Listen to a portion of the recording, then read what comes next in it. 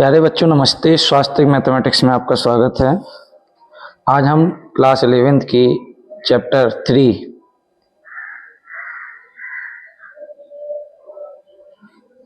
त्रिकोणमितीय फलन के बेसिक कंसेप्ट के बारे में जानेंगे।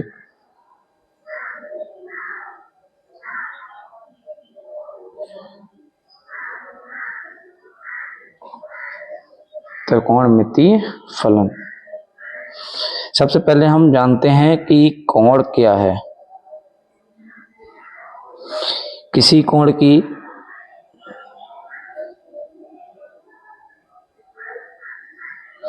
प्रारंभिक भुजा से अंतिम भुजा तक, प्रारंभिक भुजा से अंतिम भुजा तक घुमाव की जो मात्रा है, घुमाव की मात्रा है, घुमाव की मात्रा को कोण की माप कहते हैं।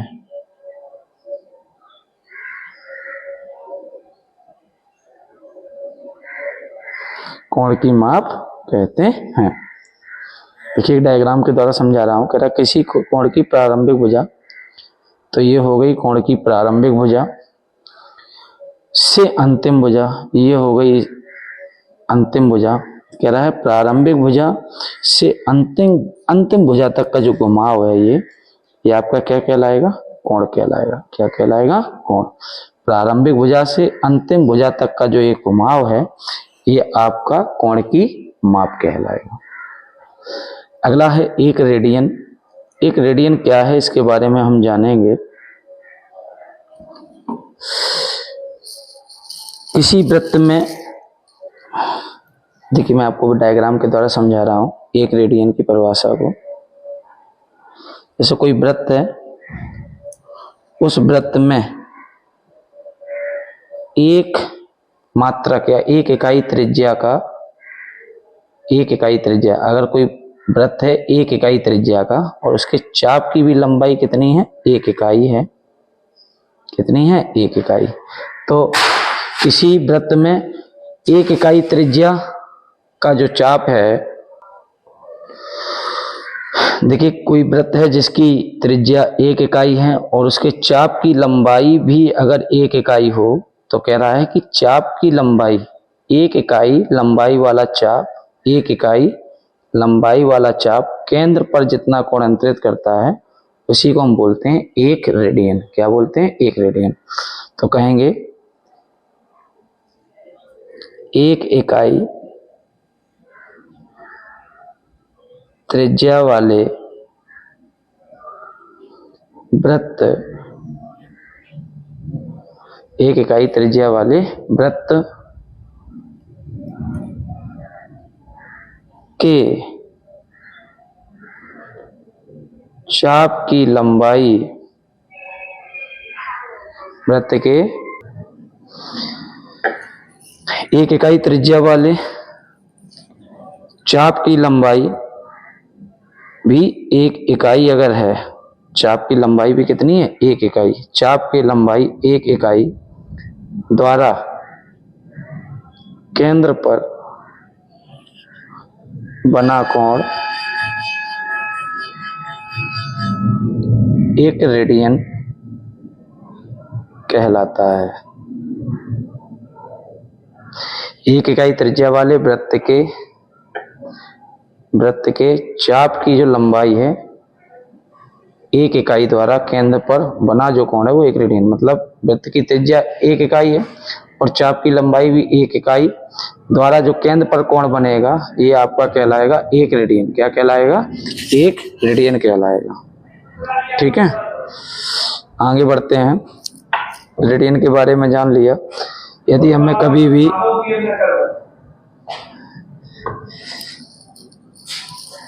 कभी भी चाप की लंबाई और वृत्त की त्रिज्या दी गई हो, केंद्र पर अंतरित कोण पूछे, तो उसका फार्मूला है चाप द्वारा केंद्र पर अंतरित कोण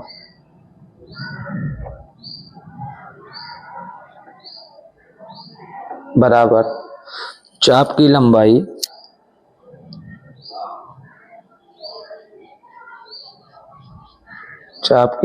बटे वृत्त की त्रिज्या।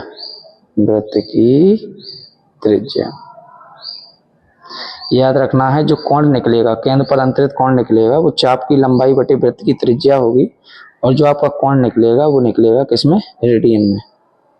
किसमें निकलेगा? रेडियन। विशेष याद रखिएगा इस बात को कि जो भी आपका कोण निकलेगा वो रेडियन में निकलेगा। ठीक है, कुछ बातें हैं, बेसिक पॉइंट है, समझिए। जब कभी भी हम कोण की ये प्रारंभिक भुजा है, ये अंतिम भुजा है, अगर हम एंटी क्लॉकवाइज घुमा कोण को लेंगे तो ये प्लस कोण आएगा, और जब हम, ये आपकी प्रारंभिक भुजा है, ये आपकी अंतिम भुजा है, उसे क्लॉकवाइज लेंगे तो वो माइनस कोण लिया जाएगा। किसी भी प्रारंभिक भुजा का तब तक घुमाओ जब तक वह इस स्थिति में ना आ जाए, तो ये आपका 180 के अंश कहलाएगा।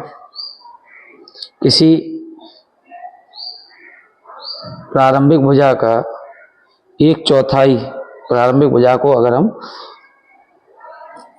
पूरी 360 डिग्री का 1/4 घुमाएंगे तो आपका ये 90 अंश का कोण कहलाएगा। ये याद रखिएगा, अगर एंटी क्लॉकवाइज जाएगा तो प्लस एंगल होगा, और क्लॉकवाइज जाएगा तो माइनस एंगल होगा। बड़ा ध्यान से समझिएगा। 2 पाई का रूप रेडियन कहलाता है। 2 पाई रेडियन जो है वो 360 डिग्री के बराबर होता है। 2 पाई हमने गुणा से भाग में भेज दिए, तो 1 रेडियन बराबर हो जाएगा 360 अंश बटे 2 पाई, 2 से कट जाएगा, 180 अंश आ जाएगा, तो 1 रेडियन बराबर 180 अंश बटे पाई बन जाएगा। अब बात को समझना है, अगर हमें रेडियन को डिग्री बनाना है,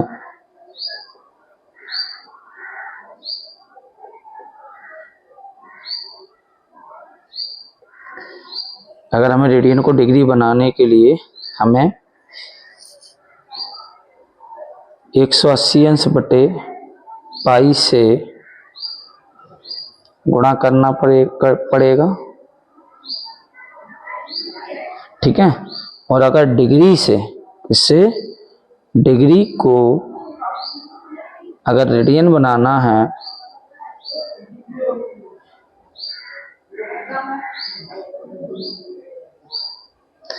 पाई बाई 180 अंश, पाई बाई 100, डिग्री को क्या बनाना? रेडियन। तो पाई बाई 180 से, अंश नहीं होगा यहाँ, पाई बाई 180 से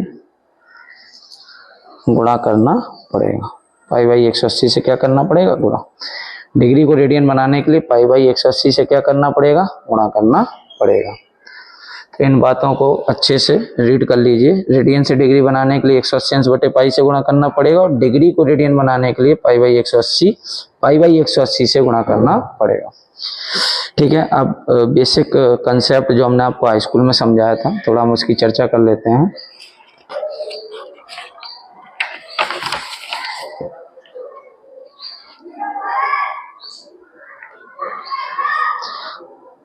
सभी को मालूम है 6 त्रिकोणमितीय अनुपात होते हैं, या कह सकते हैं 6 त्रिकोणमितीय फलन होते हैं।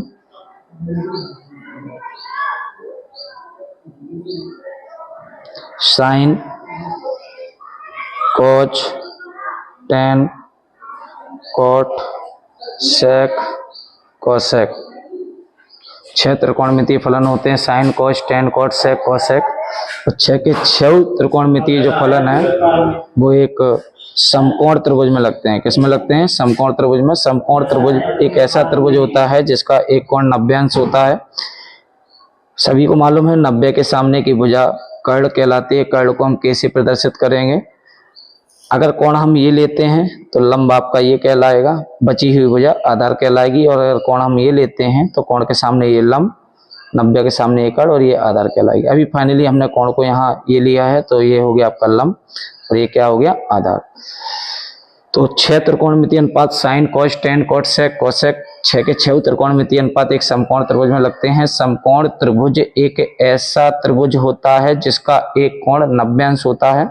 90 के सामने की भुजा कर्ण कहलाती है। कोण अगर आप ये लेंगे तो ये लंब कहलाएगी, बची हुई भुजा आधार कहलाएगी। यदि किसी समकोण त्रिभुज में हमें 2 भुजाएं ज्ञात हैं और तीसरी भुजा ज्ञात करनी है तो हम पाइथागोरस प्रमेय को लगाएंगे।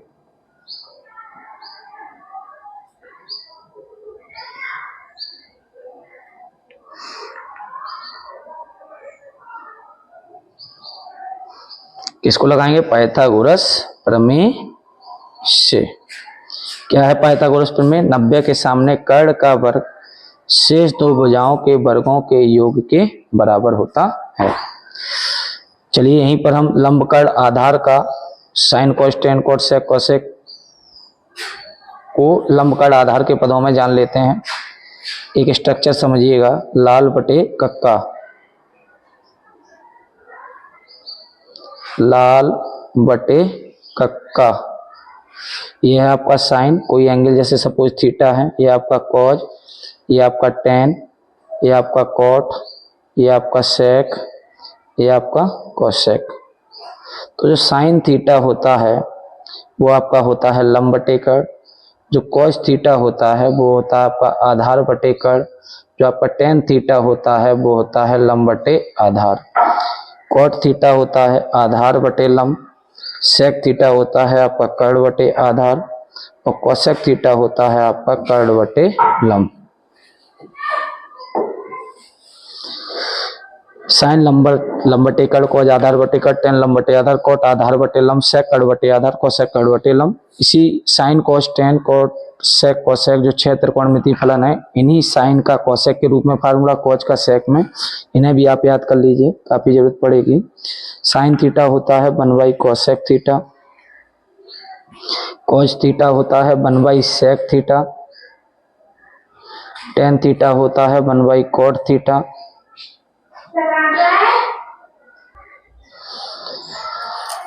कॉट थीटा होता है 1 टेन थीटा, सेक थीटा होता है 1 कॉस थीटा और कोसेक थीटा होता है 1 साइन थीटा। 2 विशेष फार्मूले आप याद कर लीजिएगा टेन का साइन और कोच के पदों, तो टेन का फार्मूला साइन और कोच के पदों में होता है टेन थीटा बराबर साइन थीटा बटे कोस थीटा और कोट थीटा का साइन और कोच के पदों में होता है कोस थीटा बटे साइन थीटा। इन्हीं को आपको अच्छे से याद करना है।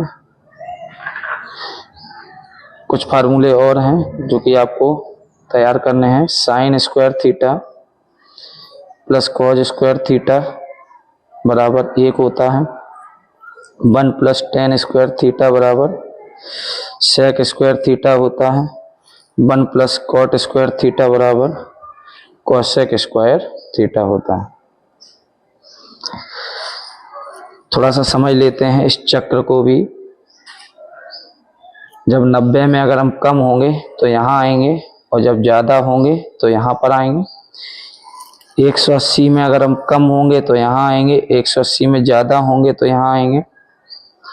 270 में अगर हम कम होंगे तो यहाँ जाएंगे और ज़्यादा होंगे तो यहाँ पर आएंगे। 360 में अगर हम कम होंगे तो यहाँ आएंगे और ज़्यादा होंगे तो यहाँ जाएंगे। यहीं 0 भी होता है। 90 माइनस याद कर लीजिए ऑल पॉजिटिव। 6 त्रिकोणमितीय फलन है sine cos tan cot sec cosec. 6 के 6 त्रिकोणमितीय फलन जब 90 माइनस यानी फर्स्ट क्वाड्रेंट में आते हैं, प्रथम चतुर्थांश में आते हैं, तो यहाँ सभी पॉजिटिव होते हैं। सेकंड क्वाड्रेंट में साइन और साइन के जस्ट नीचे क्या है, लाल बटे कक्का में कोसेक। साइन और कोसेक पॉजिटिव होता है और क्या हो जाते हैं, नेगेटिव हो जाते हैं। जब थर्ड क्वाड्रेंट में आएंगे तो यहाँ पर टेन के जस्ट नीचे क्या होता है कॉट, टेन और कॉट पॉजिटिव और क्या हो जाता है नेगेटिव हो जाता है। जब फोर्थ क्वाड्रांट में आएंगे तो यहाँ पर कॉज के जस्ट नीचे क्या है लाल बटे का काम है सेक, कॉज और सेक पॉजिटिव और क्या हो जाएगा नेगेटिव हो जाएगा।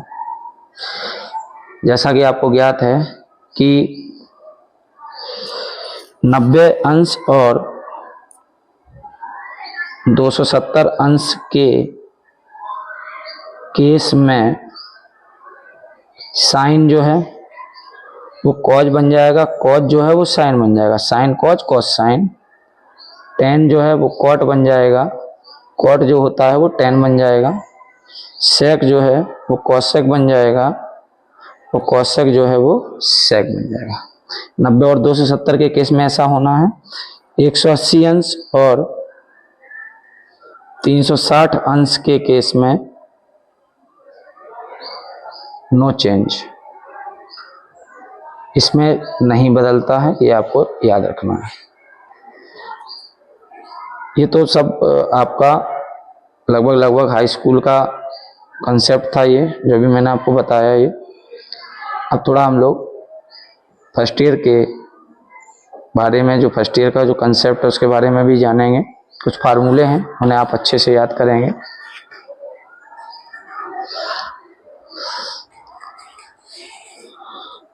Sign of A plus B पहला फार्मूला। इससे पहले जो हमने आपको बताए थे वो शायद आपको याद हो, इन्हें थोड़ा याद करिएगा। Sine A cos B plus cos A sine B. Sine of A plus B, sine A cos B plus cos A sine B. Sine of A minus B, sine A cos B minus cos A sine B. Cos of A plus B का formula, cos A cos B plus वाले में आएगा minus sine A sine B. Cos of A minus B, cos A cos B minus वाले में क्या आएगा plus sine A sine B. Tan of A plus B, tan A plus tan B upon 1 minus tan A tan B. Tan of A minus B, tan A minus tan B upon 1 plus tan A tan B. इसी रूप में cot के भी फार्मूले हैं। Cot of A plus B, cot of A plus B cot A cot B minus 1 upon cot B plus cot A. Cot of A minus B cot A cot B plus 1 upon cot B minus cot A. ये cot of A minus B का formula हो गया। इसी रूप में आगे और भी फार्मूले हैं। Tan of A plus B plus C, क्या फार्मूला है इसका, tan A plus tan B plus tan C minus tan A tan B tan C upon 1 minus tan A tan B minus tan B tan C minus tan C tan A. ये फार्मूले आपके inter तक बहुत काम आएंगे, तो इन सभी फार्मूलों को अच्छे से याद कर लेना है। अगला फार्मूला है sine of A plus B into sine of A minus B. Sine of A plus B into sine of A minus B, यानी बन जाएगा ये sine square A minus sine square B. इसी को आप ये भी लिख सकते हैं cos square B minus cos square A, ठीक है ना। अब है cos of A plus B into cos of A minus B, तो ये बन जाएगा cos square A minus sine square B. इसी को आप लिख सकते हैं cos square B minus sine square A, ठीक है। और भी फार्मूले हैं जिन्हें हम सीखेंगे। 2 साइन ए कॉज बी, पहले कॉज साइन फिर कॉज, फिर पहले कॉज फिर sine, 2 cos A sine B, फिर दोनों cos 2 cos A cos B, फिर आपके दोनों क्या आ जाएंगे sine, 2 sine A sine B. इन्हें अच्छे से याद करेंगे। 2 sine A cos B, sine of A plus B, sine of A plus B plus sine of A minus B, sine of 2 cos A sine B, sine of A plus B minus sine of A minus B. 2 cos A cos B, cos of A plus B, cos of A plus B plus cos of A minus B, 2 sine A sine B, cos of A minus B minus cos of A plus B. इन्हें अच्छे से लिख लीजिएगा, याद कर लीजिएगा। कुछ फार्मूले और हैं जिन पर हम चर्चा करने जा रहे हैं।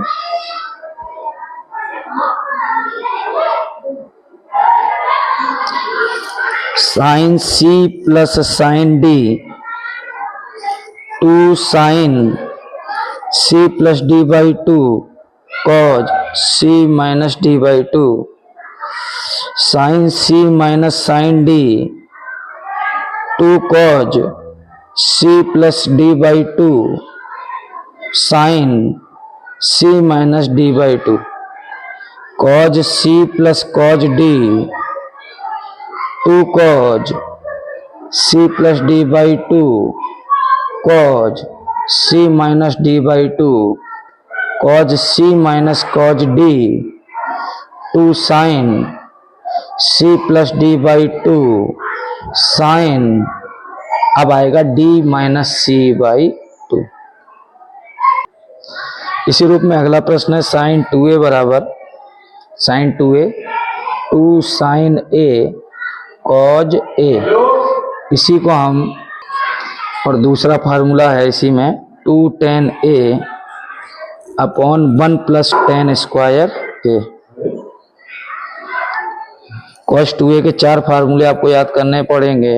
cos square a minus sine square a, 2 cos square a minus 1 minus 2 sine square a, 1 minus tan square a upon 1 plus tan square a।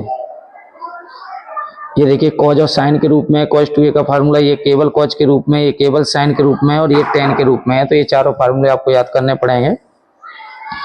tan 2a बराबर, tan 2a का फार्मूला है 2 tan a, केवल एक ही formula है आपका 2 tan a upon 1 minus tan square a।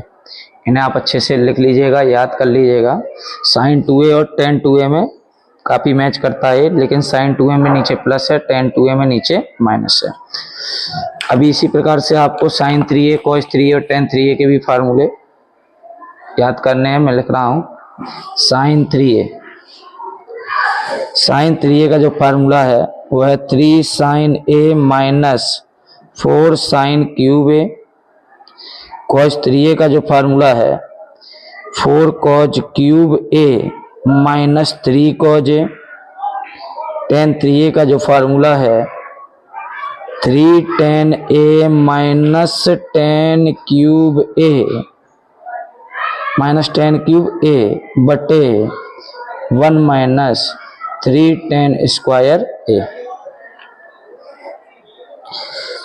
इसके बाद sign a by 2 का फार्मूला, जब हमको cos दिया जाए under root 1 minus cos a पूरे के बटे 2।